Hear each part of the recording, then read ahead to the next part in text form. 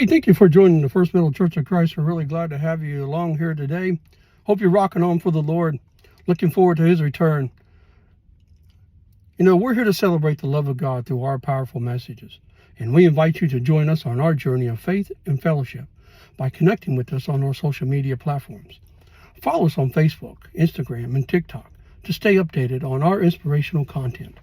But don't forget to subscribe to our YouTube channel, where you can experience our powerful sermon that can help you and encourage you in your walk with the Lord. And be sure to pass it along to your family and friends. By becoming a part of our online community, you will have the opportunity to engage with fellow believers, be encouraged in your faith journey, and experience the transformative power of God's love through our messages. And together, let's spread the message of love and hope to the world.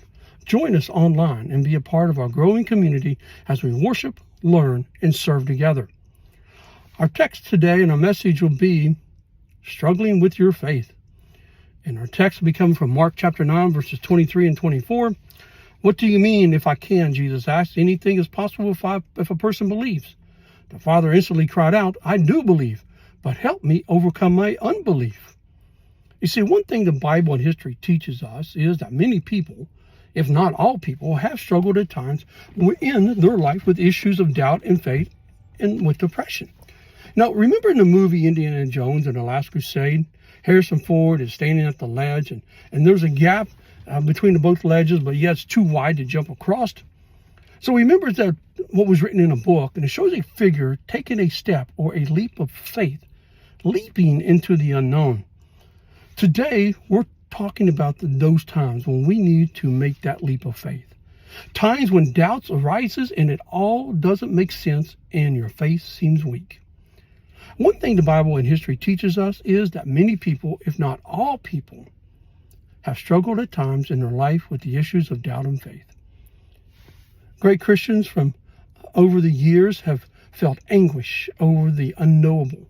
They have felt the anguish of a faith that hit a low point in their life. The anguish of having doubts regarding God, your faith, and etc. And that's an area the church has not always been too kind to. And yet, it's an area that hits us at all different times of our life.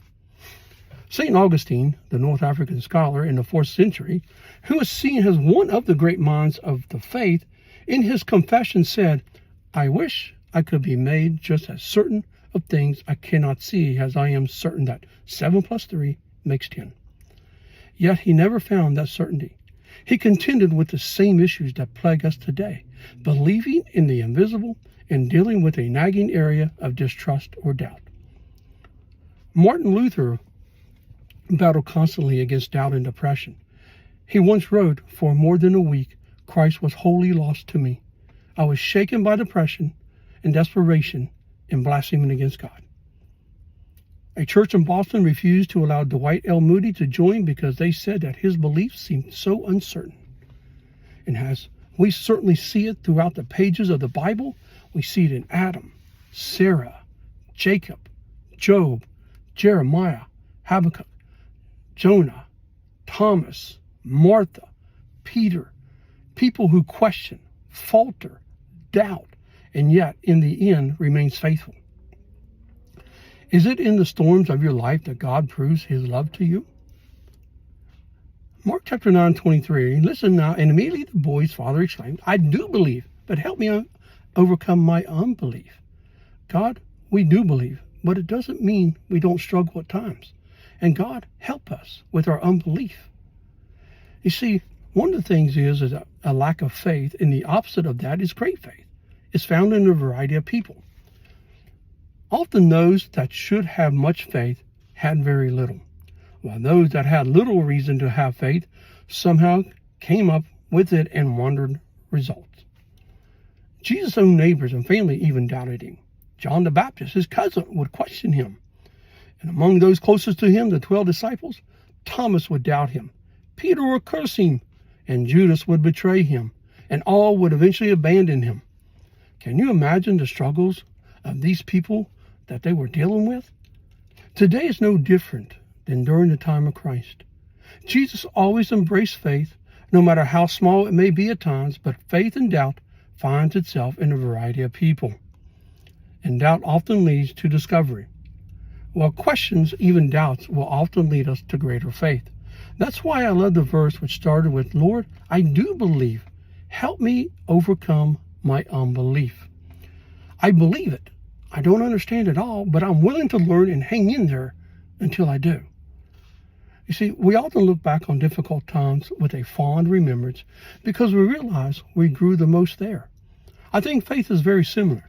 Perhaps we will look back on our life and realize that it was only after a time of question or doubt that we grew in faith and understanding. It motivated us to search and explore and pray and read. And we came away with even a greater faith than what we had before. Tried, tested, and true, as the old saying goes, it's when we are at our lowest point in life that we grow in faith and understanding. It is the nature of life that there are things we cannot know. And while doubt leads to discovery, sometimes that discovery is just simply the realization that this is an area that has been roped off by God, an area that we cannot and will not know in our lifetime. You see, there's a book that's called The Encyclopedia of Ignorance by Ronald Duncan and Miranda Weston Smith. Things we can't know. They introduced the book this way. The usual encyclopedia states what we know. This one contains papers on what we do not know, on matters which lie on the edge of knowledge. And one of their conclusions was that the questions don't end. As we gain more knowledge, it simply brings more questions.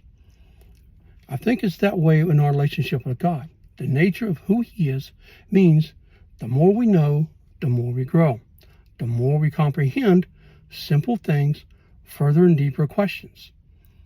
And doubt leads us in that search. But there's always be things that we do not and will not know. Deuteronomy 29:29, the secret things belong to God. You worry about what you do know. I love that because God has secret things. And that's okay, and that's to be expected. I mean, think about it. He's God. I'm human. And the nature of who He is means that I will not understand Him and His ways completely, and we never will. So if I did, He wouldn't be much different from me. So there are unanswered questions because I am human and perhaps my mind can't conceive those things. So how do I deal with doubt? Explore them. Example, John the Baptist. Are you the one? See, God is not threatened by that. The church may be at times. Sigmund Freud accused the church of only teaching questions that it could answer. I think a lot of churches do that, but God doesn't do that. You see, in the Bible, in the book of Job and Habakkuk and Ecclesiastes, we see that God openly embraces those who honestly doubt and that are seeking answers. You see, and what we find is that when we explore them, sometimes we find answers that we're not comfortable with. Sometimes we're confronted with things we don't want to think about in the first place. It's easier for us to blame God or question God and to leave it at that. I heard on the news recently of a bus crash in Mexico where there were 36 dead and many of them were children headed to a religious gathering. And some people say, why God? Why did you do this? And they fail to explore the facts that perhaps it happened because there were almost 70 people on a bus that was only built to hold 40. Overcrowded, bad judgment on those that drove and organized it. See, I don't know all that, but just saying, why did you do it, God? Doesn't always put the blame in the right spot.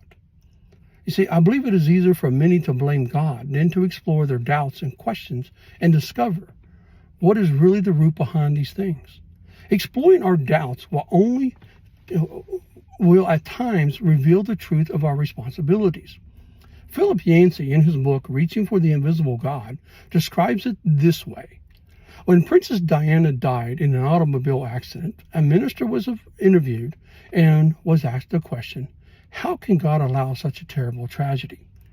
And I loved his response. He said, could it have had something to do with a drunk driver going 90 miles an hour in a narrow tunnel? Just how exactly was God involved? In our weakness and wavering faith, God often gets blamed for things, and we need to be careful about that. You see, years ago, Ray Boom Boom Mancini was boxing, and I think it was in Mexico. And I remember actually watching this fight.